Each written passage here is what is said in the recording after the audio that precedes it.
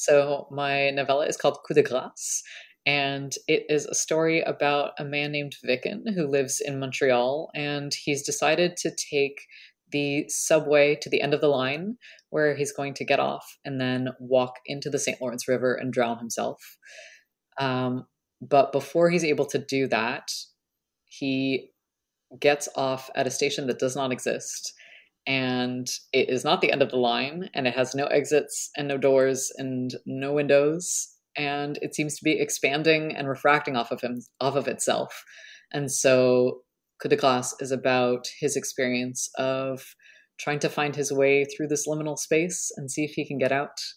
And it is a book about depression and being in a liminal state and whether or not depression can be seen as a liminal state. And any more than that would be a spoiler. One thing I'll say before actually starting out the conversation and asking you questions and putting you on the spot is that there is some sensitive situations that happen in this book. And so to my listeners, I want you to know that I take this seriously. And if I say something wrong or use the wrong words or something like that, it's not that I don't care. It's just that I don't sometimes know how to use all the right words. So if I say something that catches you the wrong way, apologies in advance.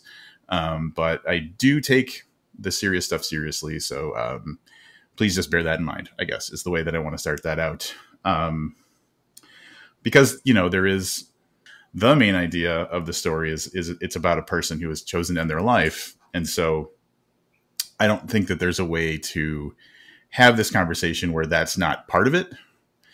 And so just want to get out up front, I don't intend to,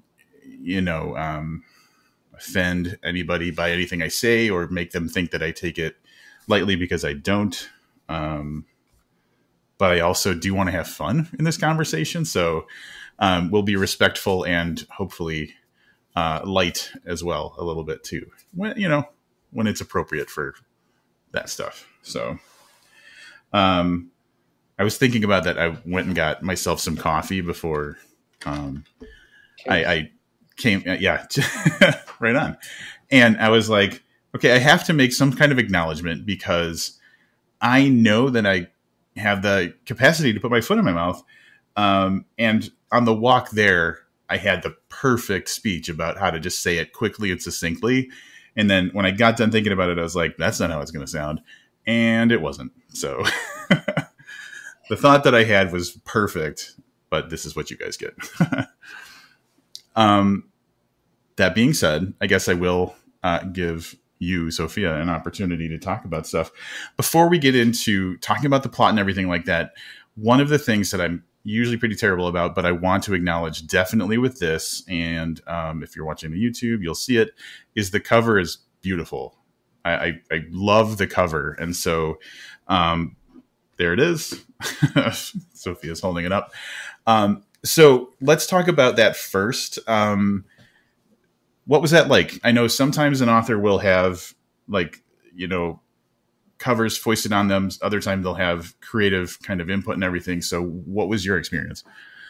It was like a long one, and I feel so grateful and also like apologetic towards my editor who got just like the brunt force of my graphic design hyperfixation. Because when I was in college, I studied in graphic design, and I was like, as my day job, I'm a jewelry designer. And so design and aesthetic is like a really important part of a lot of what I do.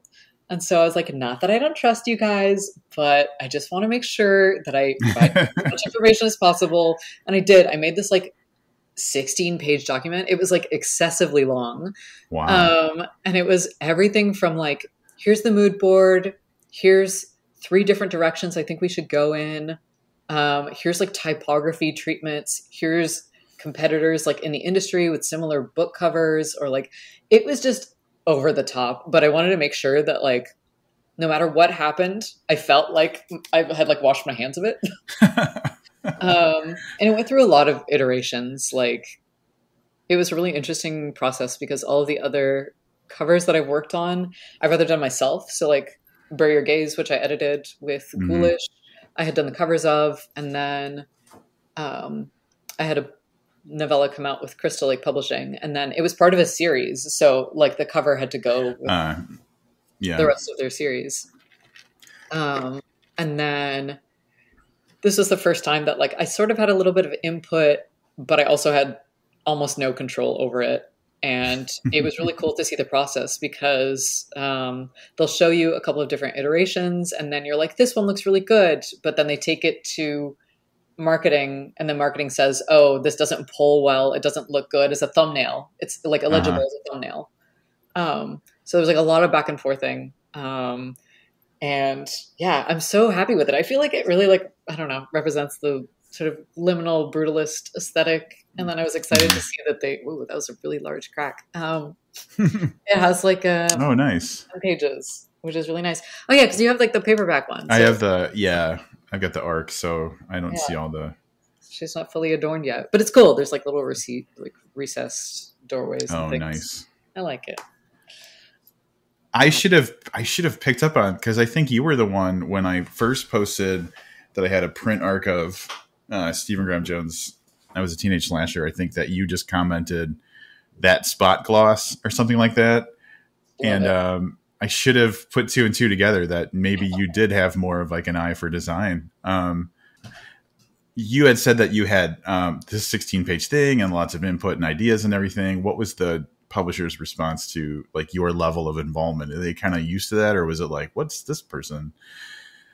I don't know really, because my point of contact was my editor, and I really didn't want to overload him because my understanding of what an editor does is they acquire and then they'll help you edit the manuscript.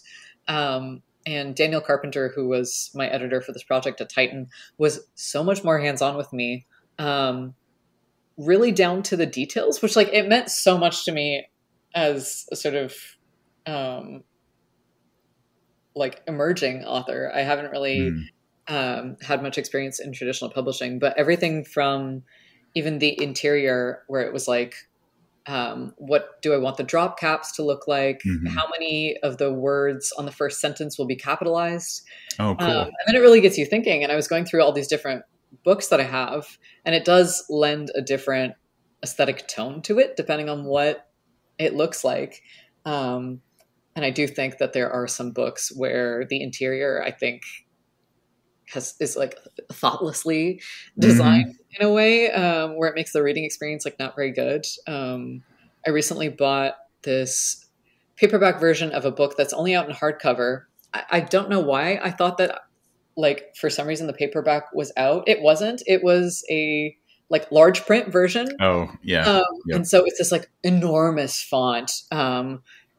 And I was like, this is not the reading experience I want to be having. I kept it. I am like annotating it, which is fun because there's so much room. But yeah, there's so much design work that goes into making a book that I got to see that I'd never really seen before. That's interesting. And I'm sure it's different with kind of more traditional publishing than it is with indies. I think maybe in both directions, because sometimes indies might not have the bandwidth to think that much about it, but other times they might want to get more experimental with it. But yeah, with traditional, I have to imagine that they probably have a little bit more of a series of processes that they run things through to make sure that they're ready to go and stuff. Yeah. It was like such a strange and like enlightening experience, because in the document that I had created, this like master doc, I had created a page that was like, aesthetic direction Sofia does not like the author prefers we don't go into. And it was like very generic, or I guess liminal space can sometimes look almost futuristic. And I was like, I don't want the Blade Runner style stuff. I don't want like a corridor where a subway is emerging, like something that evokes nothing. And so I was like putting all these examples. But then some of the iterations that end up coming back from the design team, like the early iterations, are like, do contain those things because that's what sells. And like, it's a quicker visual language than we can even like comprehend. But I was like, no, I don't want it to look like an airport read. So I had a lot of back and forthing with my editor to the point where I was like, I'm so sorry. Just one more little thing. If we can just change this one little thing, I'll stop emailing you. Down to like the fonts, the colors. Yeah, I wish I could like share the iterations. I'm like, I'm not allowed to, but it went through like a surprising amount of them. It was a really cool process to see. Yeah.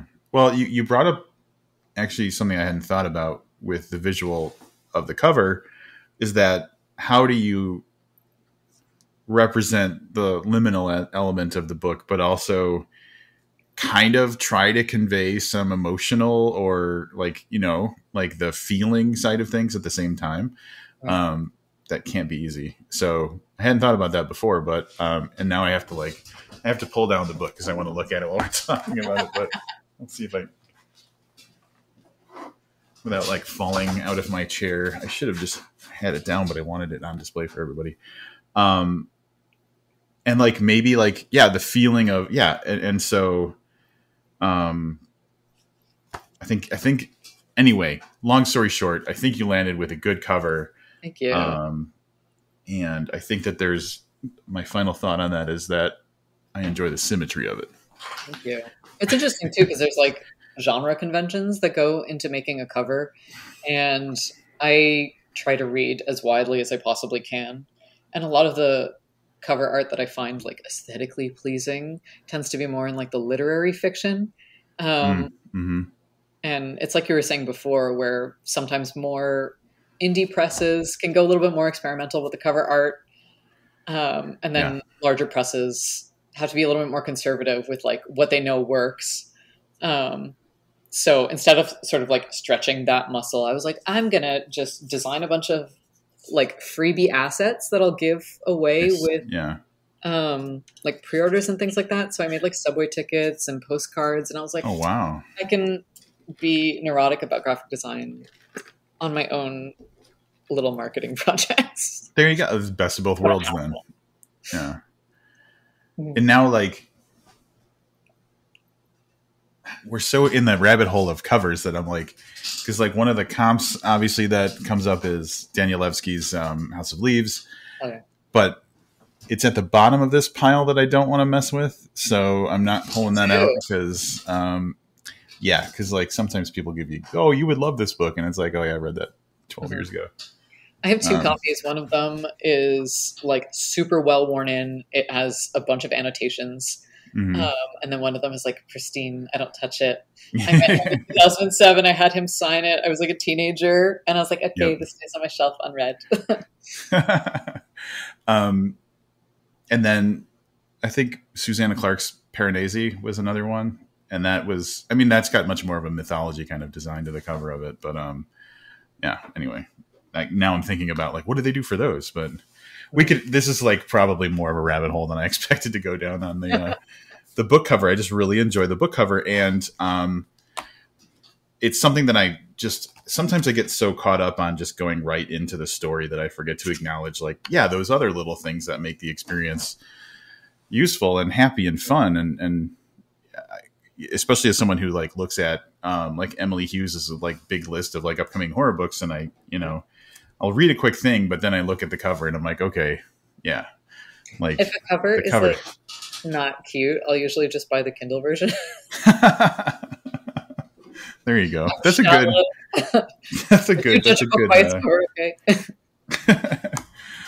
No, I like it. It's your thing. You do it the way you want to do it. That's what I say. Right? Yes.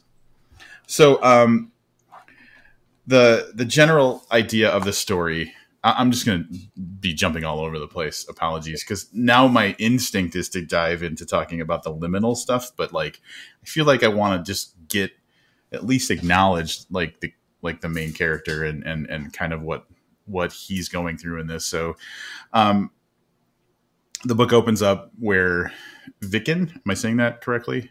Yep.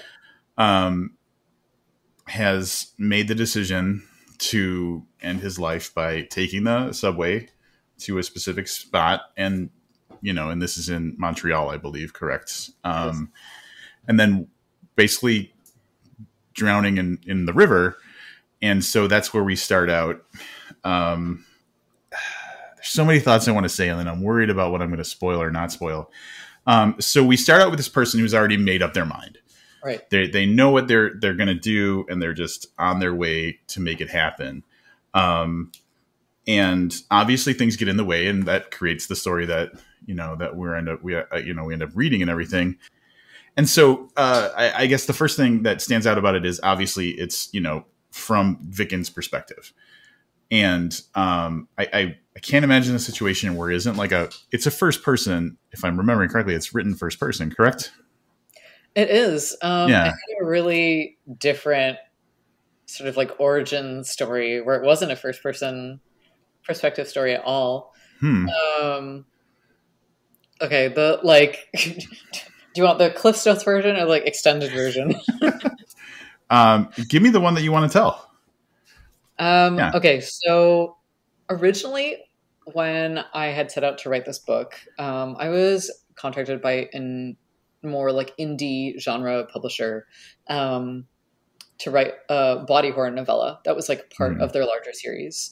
And it was going to be with Jess Landry and Nadia Bulkin. And like both of these authors had like a body of work that I really admired. And so I was like, okay, body horror, what can I write? What can I write? I started to write this book that was about a group of people who go on an expedition when a like subway tunnel appears at the end of the subway line where it's supposed to end. So they're like, oh, the tunnel suddenly continues. We need to send in like an expedition team to see what's over there. And so it's about this like group of people who go, and each of them is dealing with liminality in their own way. So there's someone who's dealing with the sort of transitional state of being a teenager. There's someone who's dealing with the transitional state of being sick. Someone has just come out of war. And so it's all these different people dealing with transitions in different ways. And essentially, I'm sure we'll get into this later because we had, like, you and I had noted we were going to like talk about vocabulary, but I'll just sort of like in parentheses. As I was writing this, I was like, oh my God, what I'm writing it feels so pretentious because it felt like very big allegorical ideas. And how when these people are in this station, they're sort of being like dissolved by the liminal state that they're in. And the type of language that I was using was like so flowery and so over the top. And I was like trying to deal with a deadline. And I was so frustrated with my own writing that I went to go lie down. I was really frustrated. And then I was like, oh, you think you're such fucking hot shit. Like, you're writing this like, allegorical story, and like all horror genre like deals with allegory from zombies to like haunted houses. And then I opened up a Word document and I just started writing away. That was like this flash chapter that does end up appearing in the book, where I was writing it from a character's perspective, talking to me. And cool. Then it was just like a sort of spiteful backlash on myself as an author. And then all of a sudden I was like, oh, this is kind of fun. So I entirely scrapped this book that was like almost totally completed. Wow. I ended up writing a different story for that original like publishing house, and then reworking this like liminal state story into COUP DE GRâCE, which is like what it is now. So it has this weird sort of like long and weaving origin story, but it was not first person perspective at all. It just turned into that when I was like so tired of rereading the sort of pretentious sounding narrative that I had been writing.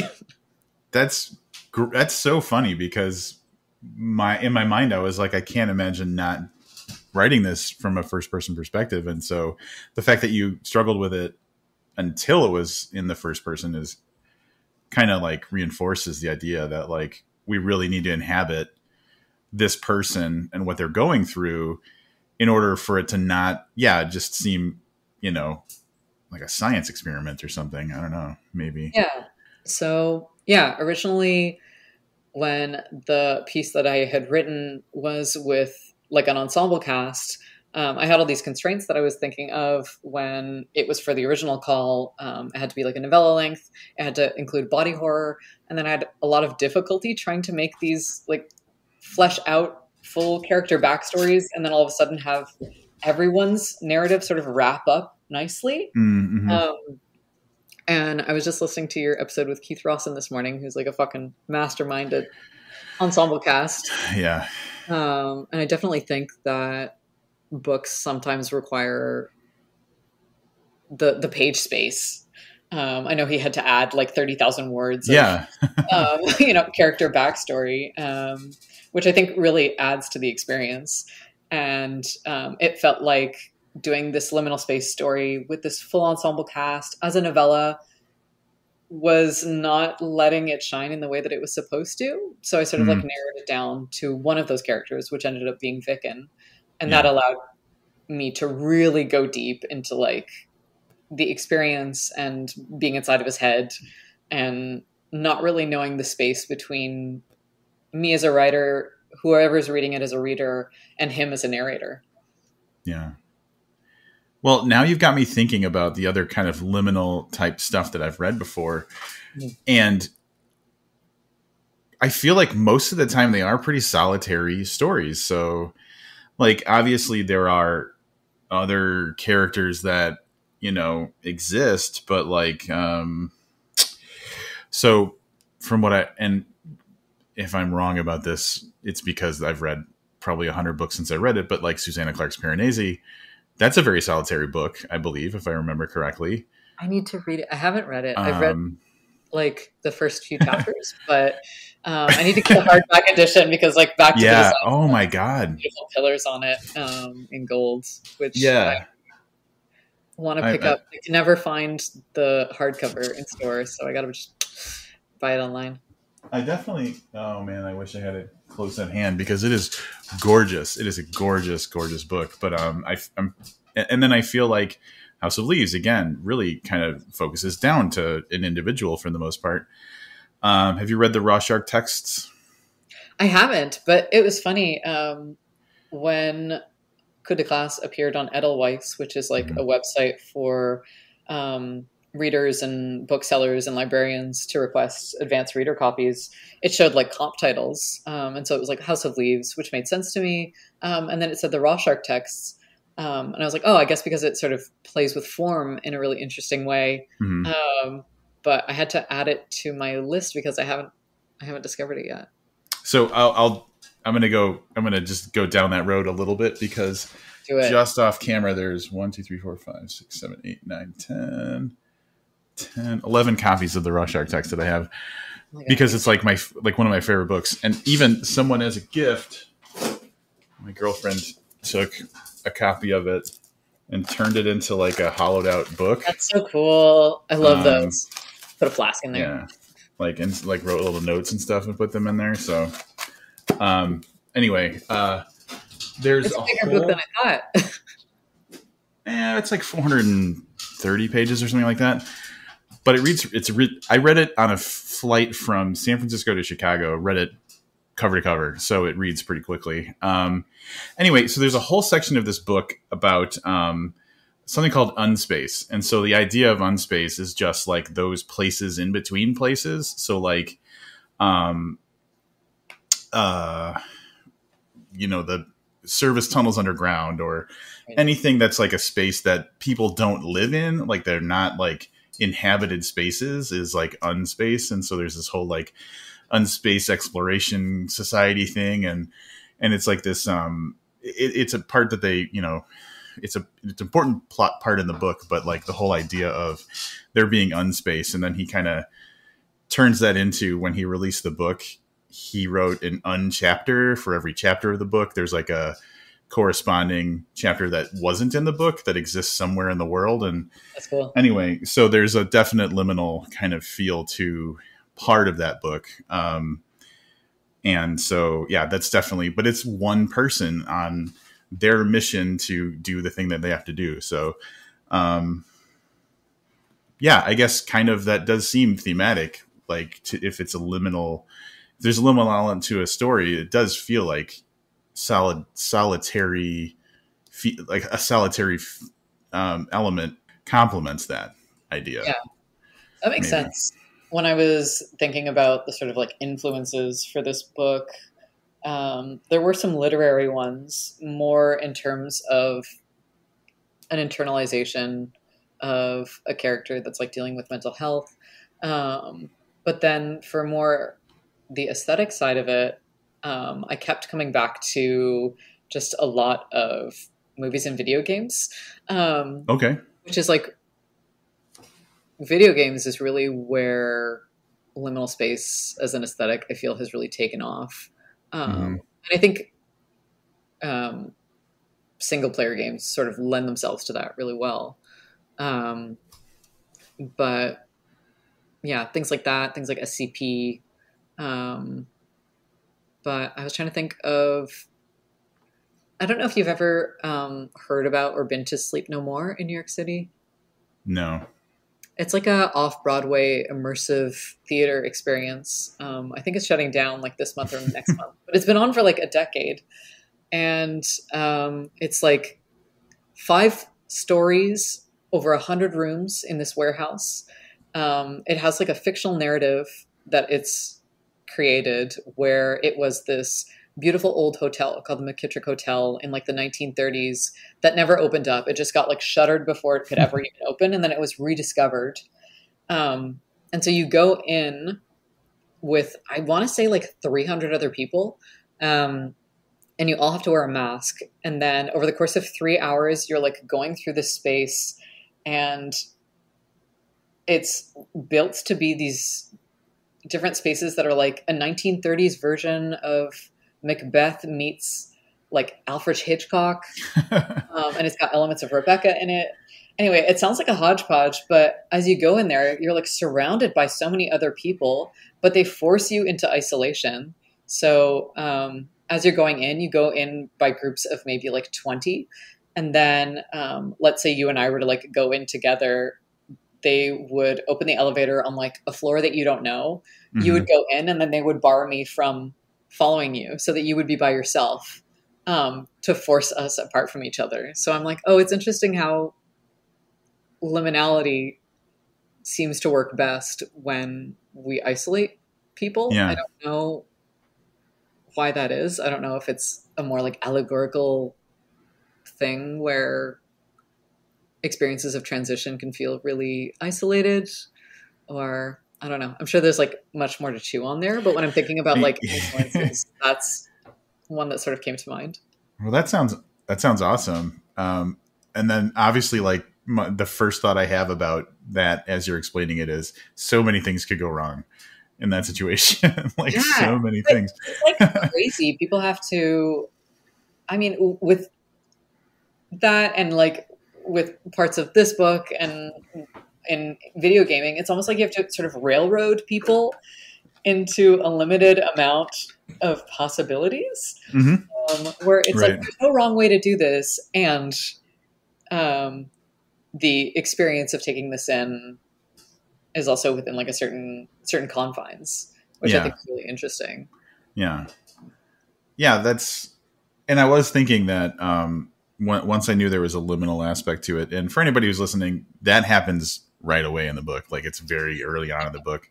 So you're in that very, very quickly in the story. As someone who has to try and talk about stories with people later, I was like, there's no way that I can think about this and not think about what is it an allegory for, or an analogy of, or whatever, because that seems like that's almost like its sole purpose is to represent a thing, because it's almost so nothing in a way, I guess, if that makes sense. So maybe that's just like psychologically we have no way of not putting some sort of meaning on it or something. That makes sense. I love using space or architecture as allegory for different things. I feel like it's been done, almost ad nauseum in haunted houses. So it's interesting to see when it's sort of turned on its head. I'm thinking of like Ling Hun by Ai Jiang. Which I have not read, but I've heard about, and it sounds fantastic. Yeah. So phenomenal and like devastatingly beautiful. Mhm. um, and just like haunting. But yeah, I love to see the way that authors or, artists can always put new spins on things. Mhm. So I guess with this book specifically, because liminality does kind of promote us giving a meaning to it in a way, or at least someone can, you know, comment later and tell me I'm wrong about that. But I feel pretty confident that that's pretty commonly a thing. Um, have you thought about what people might put of their own into the explanation for what goes on in the story? Like, like, are you anticipating people having vastly different kind of like reads coming out of it, or do you think they're all going to kind of really come together with a general theme, or have you not thought of that at all? I haven't thought about it too much so far. Um, it seems to be like what I had in mind is really what people are reading out of it, Mm-hmm. or like taking away from it.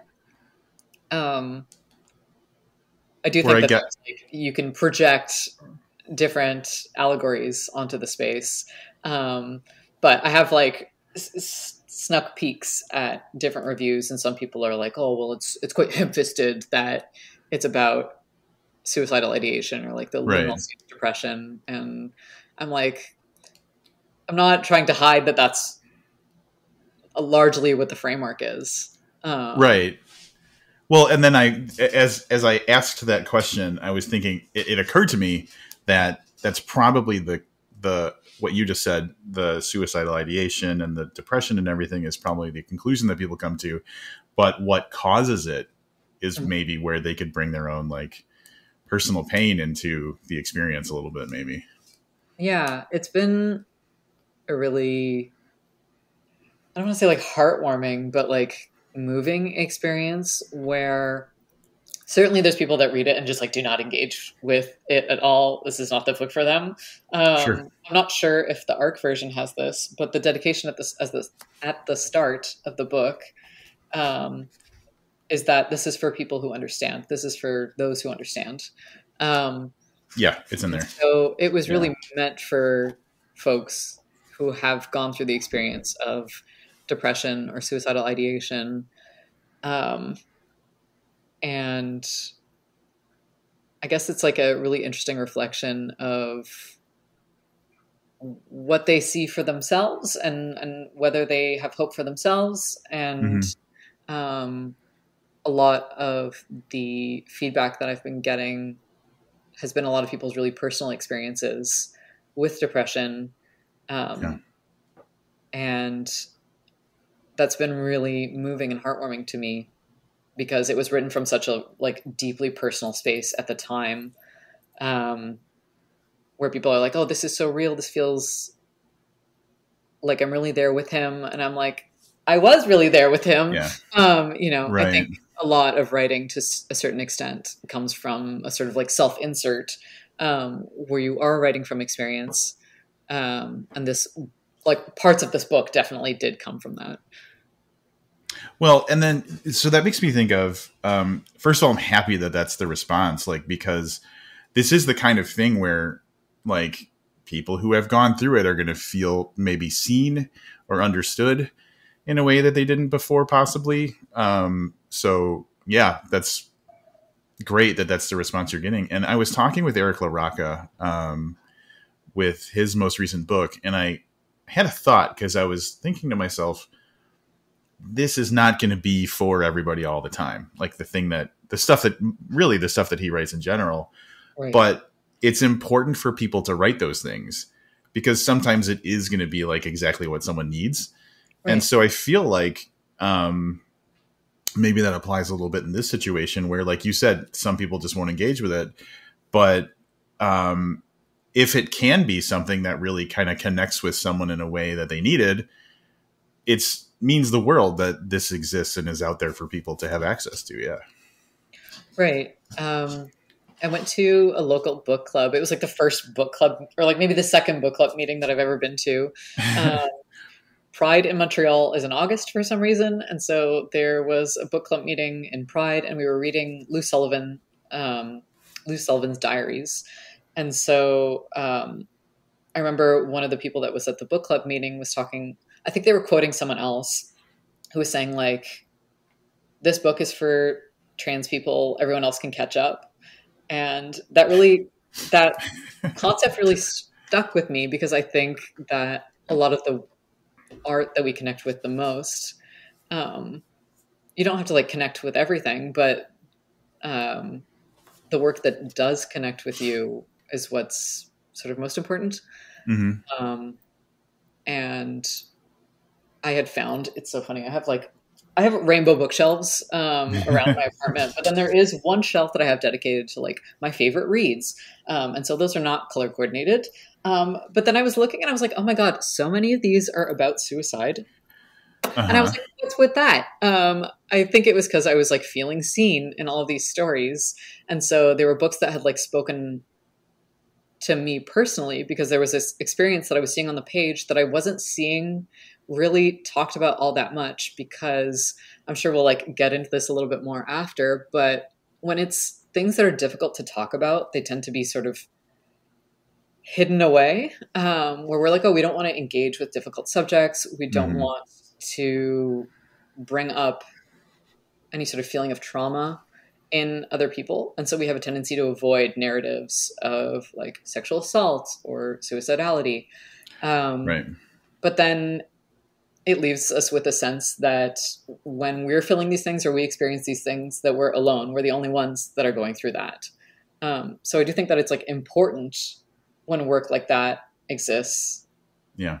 to be able to talk about it and for it to be able to exist at all. Because it allows people to sort of feel seen and not like they're losing their minds. I have a not exactly the same experience, but I this is totally crazy. So I'm a cancer survivor. I had cancer a few years ago, and my eye doctor had the same type of cancer decades ago. And so it's something that comes up in conversation every time I go to the eye doctor. We kind of chat about what's going on with, how we're doing and everything. And he just said the most random kind of just thing the last time I was in there, just a couple weeks ago, where he just, apropos of nothing, just decided, because this guy went through what I went through, I'm going to say this experience. And he said something about how he felt like the process of going through like chemotherapy and everything was harder on the spouse than it is on the person going through it, because the person going through it, you're so focused on, got to do this, then do this, then do this. And it's very like, you're very narrowly focused on what's happening, that you don't experience the emotions of it until later. Right. And like, when he was saying this, I was like, no, I've never heard someone say that exact thing I felt. But the moment he said it, I was like, that's me. Like, he said exactly, like it was in my head, and it felt so good to have someone validate that experience and that feeling that I had, that I just didn't have a way of expressing. And so like, maybe what you were saying kind of made me feel like that in a way where, like feeling seen, feeling like I'm not the only person in the world that had that thought or that feeling is a very powerful thing. Yeah, 100%. I think there's like also sharing those types of stories, you like open up this capacity for intimacy that wasn't necessarily there before, where all of a sudden you're like seeing each other on a different level. Right. And yeah, totally. I mean, like when you were like talking, it gave me full body goosebumps. It's just like early bittersweet thing, but it's nice when we can have like, obviously you don't want other people to have gone through traumatic experiences, but then trauma can also bond us in a way. Right. I don't want to say like trauma bond, but it does like accelerate our capacity for intimacy. Yeah. And the feeling I got, exactly what you said, but the feeling I got was validation, like in a way where it's not something you can expect people to really validate unless they, unless they understand like what your dedication in the book was. And so, I guess that's my closest kind of connection to the idea that you had. But it's a very powerful thought or feeling. So yeah. Yeah, that's good stuff. I didn't expect to get so personal, but I guess I don't maybe I should have kind of exactly what the story is, right? Mm-hmm. Um so I'm going to pivot into something a little bit lighthearted, but we can get back to heavy stuff. It's okay. Um Party. because there's so many, and we've already been talking for a while, there's like a lot of other little things. So like there's the liminal element, which I'm sure we're going to explore more. There's the personal motivations and the real serious stuff that we were just talking about a little bit, but there's like other little things that I'm like, I can't not talk about. And so I want to talk about the elevator game. I want to jump to, so I hope it's not a spoiler, but the elevator game is something that comes up in the book, which it's the perfect place for it when someone is kind of lost in this like seemingly endless thing they can't escape. Put an elevator in there, and it's like the moment I realized what was happening in that part of the story, I was so excited. I actually took a picture of the page and I sent it to a couple of friends of mine, and I was like, you can't escape the elevator game because we talk about it pretty frequently. And so for anybody who isn't familiar, do you mind kind of explaining really quick what the elevator game is? Sure. So it was one of those, I guess, internet urban legends that came up where it has like a difficult to trace origin, like a lot of sort of Reddit and 4chan creepypasta type of things. But the version that I found had been translated by someone named Lucia Peters. She has a really excellent book called Dangerous Games to Play in the Dark. And long story short, it's like a bunch of different like adult spooky games that you can play with various risk levels. But for the elevator game, supposedly you're supposed to go into an elevator in a building with 10 floors, and then you press the floors in a certain order. If anyone shows up, the game has to stop, and you have to like leave, and you can come back and try it another time. You have to be completely by yourself to do this. Once you get to the 5th floor, supposedly, a woman is going to come into the elevator, and then if she speaks to you, you're not supposed to speak to her. You're not supposed to look at her. And if you press the 10th floor and the elevator goes down to the 1st floor, then again, it's null. You're not supposed to do anything. It has not succeeded. You can try it again later. But if it does go up to the 10th floor, you're supposedly in this sort of supernatural other realm where you can go and explore, but you shouldn't lose sight of the elevator in case you lose your tether to your way home. So that's sort of like the basis of it. There's a lot of internet lore that surrounds this, a lot of real life sort of true crime lore that surrounds this as well. But long story short, I wanted something sort of manic to happen in the book, and it very much comes at like the halfway point, right? Where there's a lot of chapters that are sort of intentionally very verbose and like almost academic, where it's just like there's so much gray and sameness in all the corridors, and Vicken is getting really tired of this, and he's introspecting about the ways that depression can affect the body, the mind, like your ability to like have sex or be horny, your ability to eat or be like nauseous all the time. And then suddenly he comes across this elevator and decides to play this game. And I thought that it was just such a fun sort of representation for the manic state that we can get into with depression or even like bipolar disorder, where you're doing this sort of up and down, and like anything at all, even if it's violent, is like exciting. You just want something to be happening in your life that's not depression, where everything that you loved before has been robbed from you. And so it's him trying to get this reaction out of himself. And then of course something external starts to happen and he's like, oh fuck. But yeah, hopefully that explains it in a way that makes sense. Yeah, I was so excited because I had, so in the past I did a different podcast and we were talking about urban legends or something, or it's creepypasta or whatever. Oh, yeah. And that came up, and I've never been one who believes that type of stuff too much. And so with me and a couple of friends, I was like, I'll do that. I Have will you done absolutely do that. No, I have not.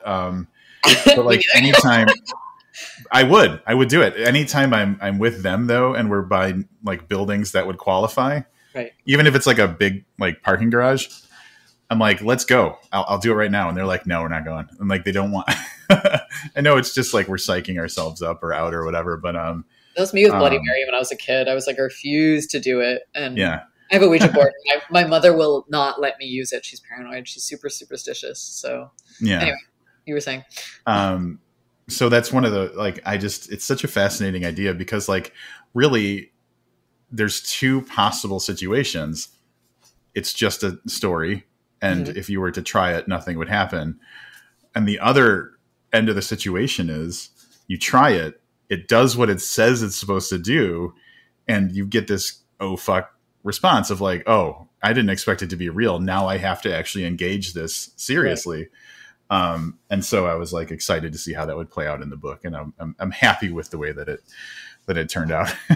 Awesome. I'm happy to hear that. It was like fun to write the very sort of manic way that chapter unfolds. I love when form tends to follow function. Like I love that about House of Leaves, where like as Navidson is like crawling through areas and hallways are getting thinner and thinner and thinner, the lines of text get thinner and thinner until you're this like one line of text on each page, and so you're forced to go through this like long experience with him. And I love when text or form is able to reflect the experience that you're supposed to have. So I really wanted it to sort of start off as fun and then go into absolutely manic. And then, like you said, oh, fuck, what if this is real? Now I got to deal with my consequences to my own decisions. Right. But yeah, to your point, it was kind of the right kind of thing to happen to someone whose psychology up to that point, for at least the course of the story, is this kind of endless tedium of being stuck in a place where the worst thing about the place is that it's endless and nothing happens. Nothing happens. So the best and worst thing that can happen is anything, like is something. Right. So yeah, but like, having the character have known about the elevator game and then decide there's an elevator, let's do something. It was for me, knowing of it in the past, it was very fun. That's cool. I'm glad that you like knew of it, because some people do, some people don't. Yeah. It came really sort of by chance. I know, again, this is like so at the forefront of my mind because I was literally listening to this episode this morning, but where Keith Rawson was saying, oh, I just take like 6 different things that I like and I mash them together. Yep. And a lot of what I write also tends to come from the same sort of place. And sometimes your brain just sort of has an app running in the background of like how things work, but it ended up working really nicely to have that in there. Because I think elevators there's something like very modern, but also very supernatural about them, where there's like a dream logic where you're in a place and then suddenly you're in a different place. Where like dumbwaiters always freaked me out when I was a kid. They seemed too small and sort of coffin-like. And then you're like, where do they go? I don't understand. Obviously, they're not meant for people. They're meant for food. But also, what if someone crawled in there? So I think that sort of dream logic opens itself up to superstitions really well. And then the elevator game and that sort of superstitious quality was like perfect. Yeah. So I'm glad that you liked it. Well, and the whole thought of like an elevator takes you somewhere totally different. And what does that mean in a place like this? Like, so yeah, like, there's that element. It ends up, there's only like 10 floors on the elevator, and he's like, this isn't really a spoiler, but he sort of scoffs because he's like, obviously there's not 10 floors to this place. I've been walking here for days. And then when it sort of drops him off, you're in like the sub level basement like Yep. who knows how many like tens of thousands of feet underground. And you're like, how do I get back out of this? Like, how do I find my way out from here? Yeah. Um, And like it contributes to the mind fuck, and it's like every action you take, can you go back from? That's my biggest thing. Can I get back to what I was doing before? right. Is it would be my personal fear is like, is this a one way situation? And or have I reached the level of hopelessness where I don't care if this isn't what, like, you know what I'm saying? Yeah. Like is my psychology so messed up that like anything is better than, you know, anything new is better than the same old shit or something. So yeah, it just the presence of an elevator introduces such interesting thoughts in a situation like that. Yeah. Yeah. I think it's like interesting too when you were saying, oh, your like ability to backtrack. I was thinking about the way that I play like video games comparative to like my partner, for instance. He's like super completionist. We were playing this game the other day, and he was like, "Oh, well, like click over here and don't forget to talk to this person." And I'm usually like, "What's the task? Give me like a glowing bar, like telling me where to go, and I'll just do it." Um, but then there's the sort of concept of choice that comes into play, where you're like, if you're railroading something, you're missing other potential events happening. And no matter what, even if you do sort of like go and meet everyone, well, I guess in Coup de Glace and in a couple of other liminal spaces, the intent is that it's so big that you couldn't possibly ever Yeah. explore all of the possibilities, Mm-hmm. which makes it feel kind of all that much more dreadful because you're like, Mm-hmm. no matter which way I'm choosing to go, I'll never know whether or not it's the wrong way unless something bad or something good happens. Yep. Right. Exactly. Yeah. Yeah. And But like, you don't even know, like, because how does reality dictate what's going on? Is my exploration making it be like, fuck you, there's more now, or something like that? Like, there's no, right, you're just like unlocking an entire DLC of like you, other you rooms. can't, Yeah. you can't understand the internal logic of, if there is internal logic of whatever it is you're trapped in or whatever. Yeah. Right. Yeah. That's good stuff.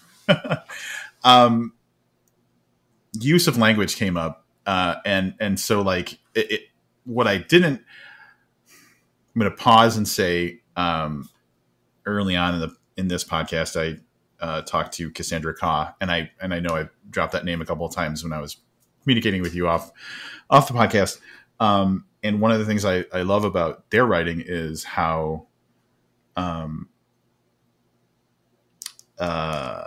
trying to think of expansive the language that they use is, and I found that this was pretty similar. And I guess what I wasn't aware of was whether that was the way you write or if it was specific to the story. But like I would read, I'd be like sitting reading next to my girlfriend, and I'd say, "Can I read you something?" And I would just read out a paragraph, because some of it's really dense. Some of it is, I wrote down 2 words.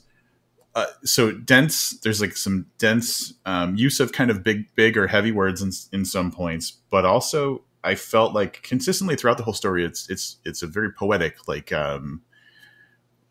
style of writing. And so for me, yeah, again, didn't know if that was just your style or if it was like intentional for the book. And you kind of alluded to it has to do with Viken's situation and everything.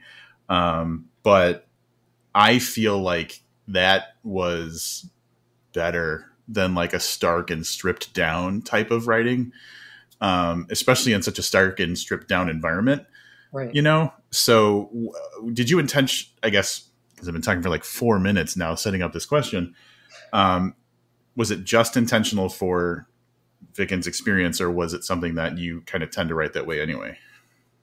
I think it's like a mix of both. It's been interesting to write more and more as I get older. A lot of the writing that tends to appeal to me the most is more in the sort of literary fiction genre. Um, and so a lot of where I learned to write comes from a patchwork quilt of Hmm. those writers. Um, and I do think that there's a lot of people that sort of straddle genre and more literary poetic prose really well. I'm thinking about like Joe Kosh, um, who writes the most like hallucinogenic stories. Kathy Koja, like you had mentioned, Cassandra Caw.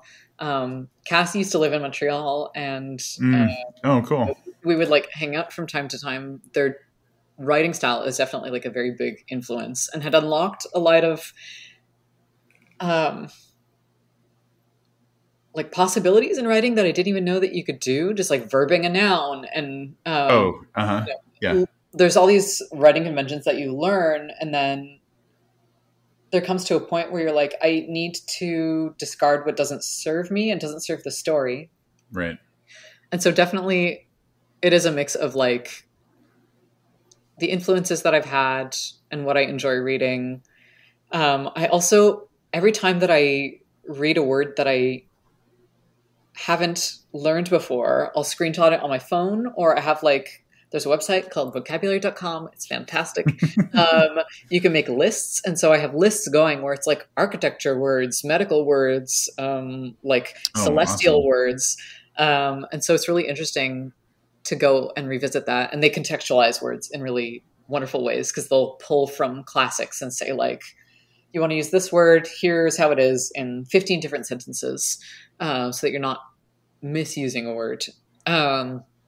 So it's like a mix of those things. And then, like I had mentioned before with like, oh, the form following function, I do find that I've done that more than once. There was a short story that I wrote called The Roses of Heliogabalus, which is like inspired by this painting of this Roman emperor Heliogabalus who, in the painting, he like unleashes like thousands of rose petals, and there's a sort of orgy of people that are like high out of their minds on opium, drowning in this ocean of roses. And so I was like, what if I took that to its national conclusion and they did actually drown in a like sea of petals? But everything in that story I wanted to write with opulence, and so everything was described as like so over the top poetic. And then I feel like in Coup de Grâce it's really similar, where there's like a natural lull where it's complex and engaging, but it's also academic and sort of boring in some senses, because that's like what you can feel. And so I know that there's this like early middle bit of chapters that can feel very verbose.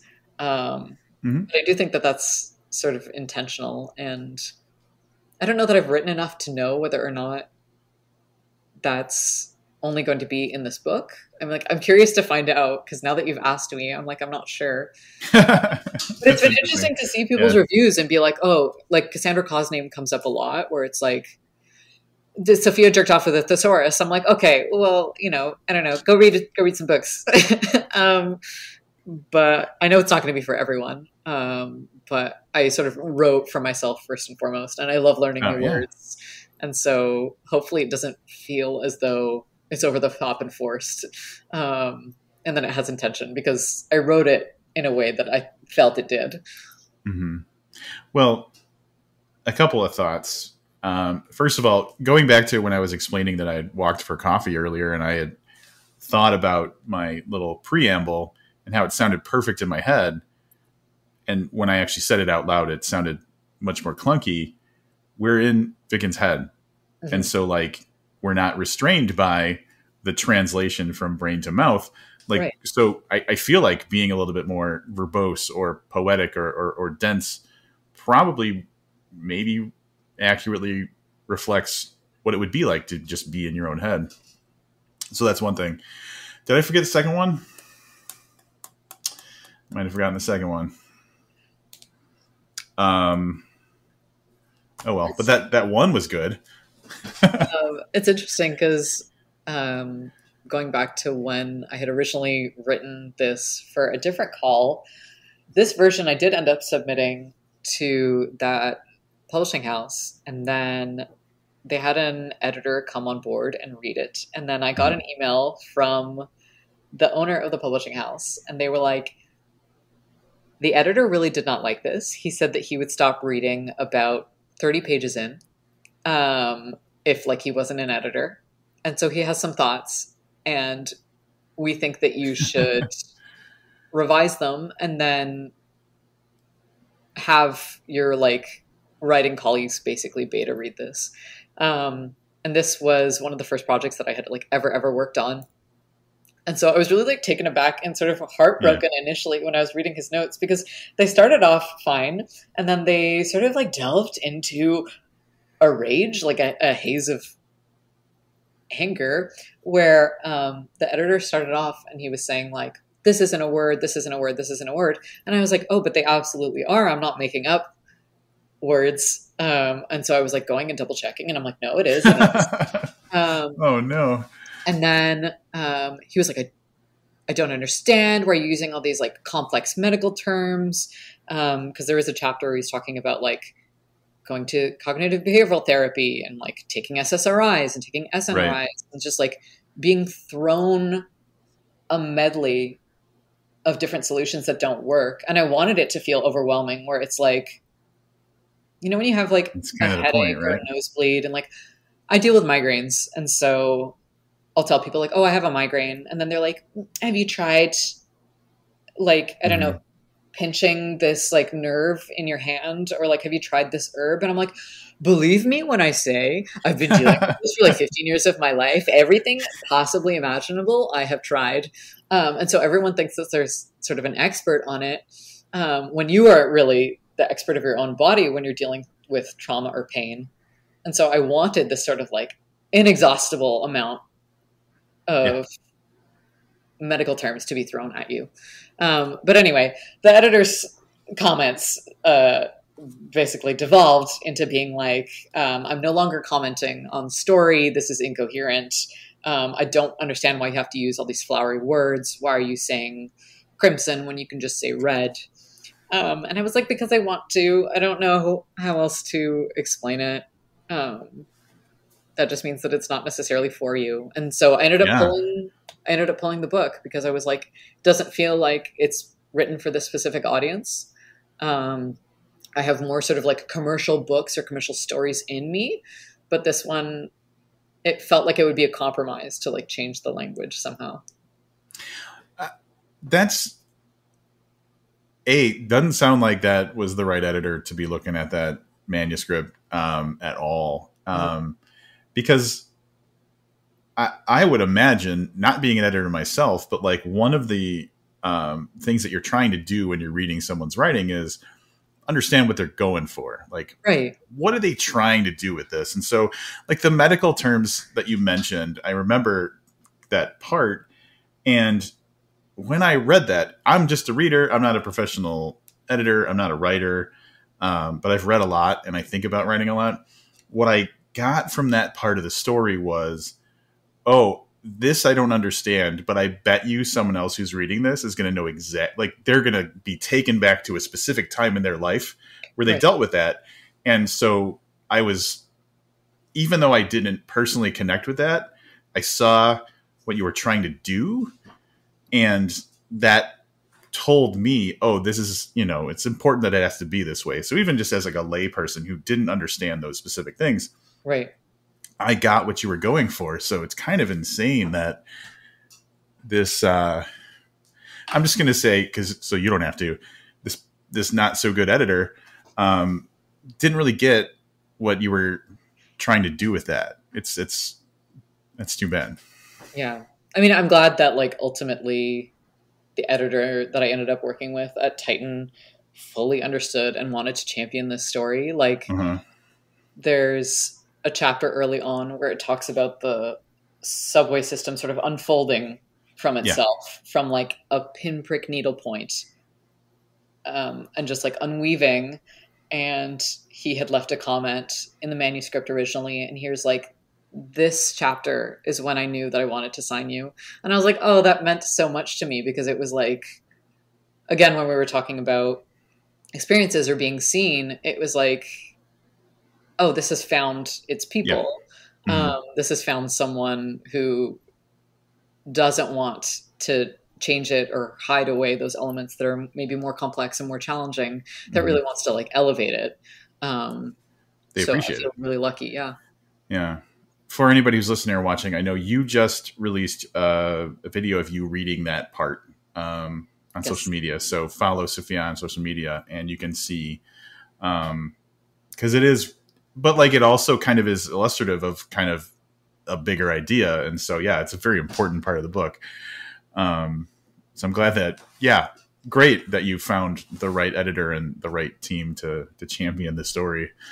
Um, One of the things that I like about, I'm going to go back to Cassandra Khan really quick, is they seem just so, I don't know if it's real confidence, but it just feels like Cassandra feels like this is exactly what this needs to be. Um, so like, it didn't feel like you need, like there's any reason to challenge it. Like like, this is what it is. Like, this is what it's meant to be. And this is how it's meant to be said. And I like that so much about Cassandra.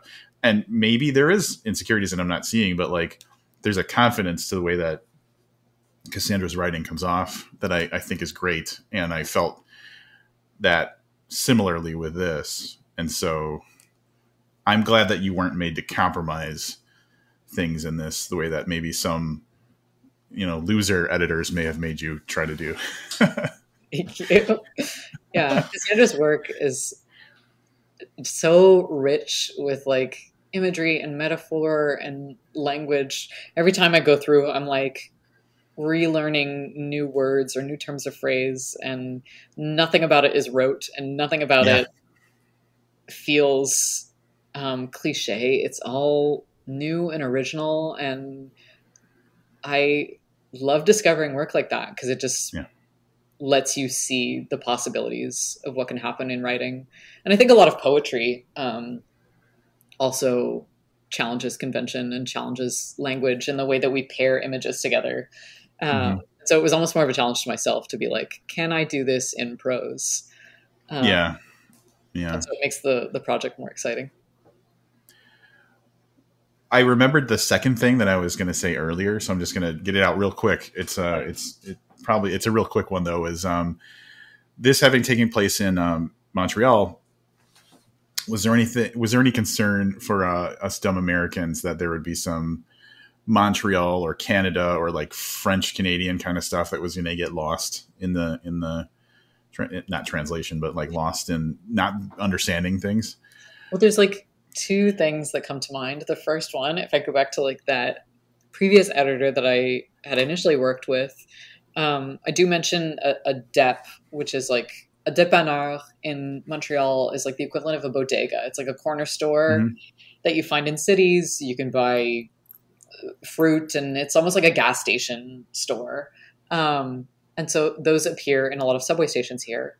And so initially, when I had that written in there, the editor was like, why are you using this word? And I was like, that's what we call it here. It's based here. It makes the most sense to use that word because it's accurately describing what that is. And then the architecture of the underground subway system here, I think, is really unique and very different from like the New York City public transit system or like some in Europe or in East Asia. And so I wanted to be sure that I described to the best of my capabilities what that Mm-hmm. looks like, because it is like these insane underground cathedrals that are just Yeah. immense. And like, even if you capture it on your phone, it like doesn't do it justice. It's almost like you need the banana for scale. It's just like we shouldn't Right. be this far underground. It feels like dream logic. And yeah, it's such a strong part of like Montreal's history. And each station has its own flavor. Each station sort of had its own architect. And it's, I don't know, it was like interesting to me. And it's maybe a little bit of a love letter to the city Mm-hmm. because it's, even when I didn't live here, it would like show up in my dreams where I'd be in these Oh like wow. crazy underground spaces that would be enormous. And then an earthquake would hit and it would like collapse and we'd be trapped inside. Um, and so, yeah, one of the fun things was I had discovered this animator on TikTok. His name is Chris McAllister. He was doing these renderings of liminal spaces. And so I reached out to him. This was like last year, right when I learned that I had a contract. Even before then, I was like, hey, I wrote a book. It's not signed or anything yet, but I would love to work together on like a trailer or video if you're open to commission. And then he was, and I was sending him videos and photos of the Montreal subway system. And he ended up creating this trailer, which is like on my website. It's on my Twitter. It is so cool. And I was like, oh, he captured perfectly what that looks like. That's awesome. And so it was cool to see it sort of translated from writing to visual, from like reality to animated and all that. That's I was talking to my girlfriend about this book. She has to endure everything I read. So I had mentioned that, it takes place in Montreal and it's in the, the subway and everything. She's like, oh, I've been there. Those are amazing, or something like that. So like, had she read this book, she would have had a perfect visual in her head of like her experiences, which is pretty cool. Can we talk about body horror? Hell yeah. So there are moments in this story that get gory or gruesome or weird, and I'm assuming, I guess I shouldn't assume, are the things that happen in here that are kind of more leaning toward body horror kind of echoes of what the original story was thinking about, or is this just new for this iteration of the final kind of thing? You know what I mean? Yeah, it was a little bit of both. There's definitely a bodily element to depression, where it's this like thing that's happening in your head, but then it sort of manifests in the body in different ways. Where again, if you have nausea and then you either are overeating or eating things that would be deemed unhealthy for you, or not eating at all. And I had experiences like lapsing repeatedly throughout my life with like self-harming. And so what was written in the story definitely came from that place. Mm-hmm. And then trying to see, like, if you're feeling nothing for so long, sometimes you'll do anything to feel something. Again, right. That's reflected in like the elevator game sequence, but it's also reflected in Vicken trying to carve into himself. And then he also uses it as a sort of way to keep track of where he is, almost like creating maps. And then there's this belief that he has of, if he's in the space for so long, then the concrete that comes to make the architecture is somehow like manifested inside of him and is growing inside of him. And that's where that heaviness and that grayness comes from. And that ability to sink comes from. And so he's not sure if he wants to carve it out or if it'll go away on its own. And that was really inspired by Scott Smith's The Ruins. I loved how he did the sort of weird creeping paranoia in that book, where there's like a character that maybe has vines inside of him, and he gets so paranoid about whether or not they're growing that he starts just sort of like cutting at himself manically. And I think that's like reflected in the movie adaptation as well, where you're not sure whether or not that's what's actually there, or is it sort of like moving around and has its own consciousness and is skirting away from you, or are you losing your mind? But yeah, it was very much intentional to have the body horror elements. And they also sort of are reflected in, there's these sort of salt pillar people that appear in the space. Because it's nice to have an added external threat. And yeah, I like to have a sense of visiting a space and then it having some sort of history. And I think liminal space often has that, where you feel like you're going somewhere that has just been like deserted. And so you're in a place that you're not supposed to be. Yeah. So you're in someone's house, and then there's, the smoke coming off of an ashtray. So someone was just there. Are they going to come in and find out that you're there? And so I wanted the space to have these remnants of something that had happened that was there before Vicken got there. And it's Mm-hmm. like, is that what's going to happen to me? Where are these things? Are there more of them in this space? So it adds like a nice Yeah. little threat. Yeah, because at the very beginning, you're thinking, is this something that just happened? Was this something that came about specifically for Vicken, or is this something that Vicken stumbled upon somehow? Mhm. And so, yeah, like there's another character, Pashmina, Mhm. that that answers that question right away. Like Vicken's not the only person that's in this situation, but then the question is like, how long has this been going on? Who else? Like, you know, like Right. How what big is other this what? space even? How big is it? What, you know? Is it is it harmless? Is it dangerous? Yeah. So I think that the existence of Pashmina almost seems more dangerous because you know for sure like other people have had to, you know, endure whatever is in the future for Vicken. So like it just promises things could get pretty crazy. Whereas like if it was just Vicken, you never know. So yeah, I thought that was probably a good move to throw someone else or something else, like you were saying, in the mix to kind of just raise more questions about what's going on. Yeah. There's a sort of like vicarious nature to violence where you're like, oh, there's this horrible thing that's happened, but like, thank God it didn't happen to me, even though you don't Yeah, want these things to happen to anyone. Um, you get to sort of like experience it through them experiencing it, but then that's a whole other level of horror. mm-hmm. Um, I'm thinking of there was this building, I want to say it was in maybe Miami a couple of years ago, and there's footage of it. It just collapsed. Oh yeah, And it's such a short clip, but it is so horrifying. Um, because you obviously put yourself in that experience of like, how can this happen so quickly? What were those people thinking right before this happened? mm-hmm.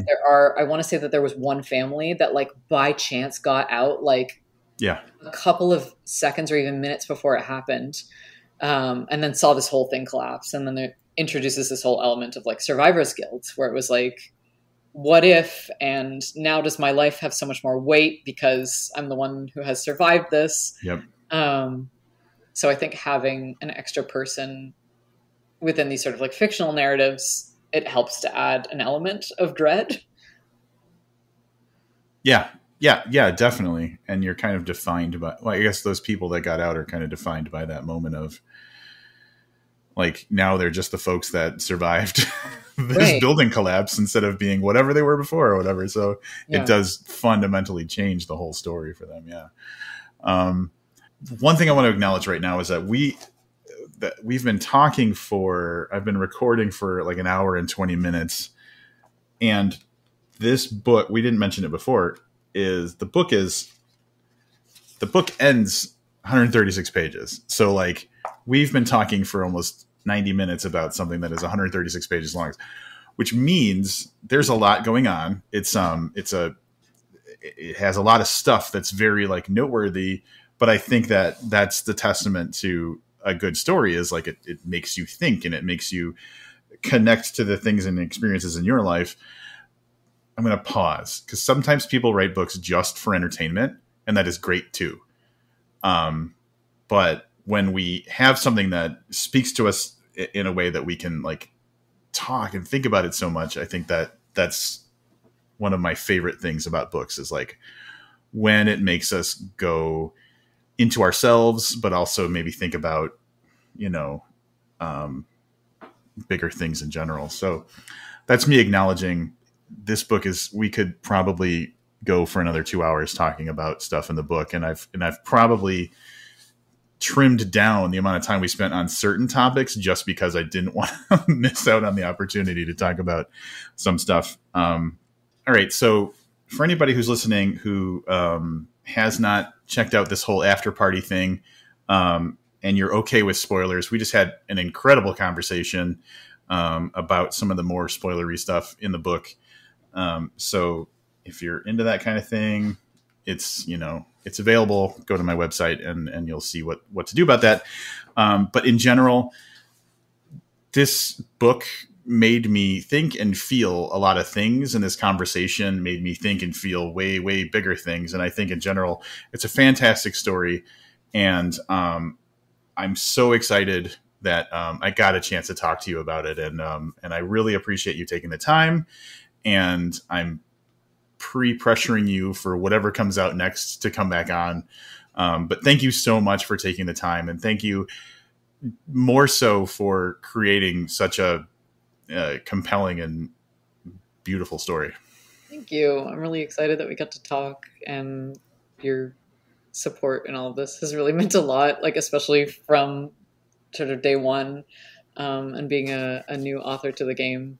It's really nice to have these kinds of discussions, especially when I have the context of like getting to watch your show and seeing the discussions that you're having, and that you like bring that same energy to the conversation that we had is really nice. Oh, well, I will point out for anybody listening that in addition to the support that I have shown, people like Becky Spratford, Daniel Kraus, Josh Mallerman, Kathy Koja, Cassandra Kaw, Eric LaRocca, Paul Tremblay, Nat Cassidy, Cynthia Palaio, Haley Piper, Gemma Moore, and then I just wrote everyone.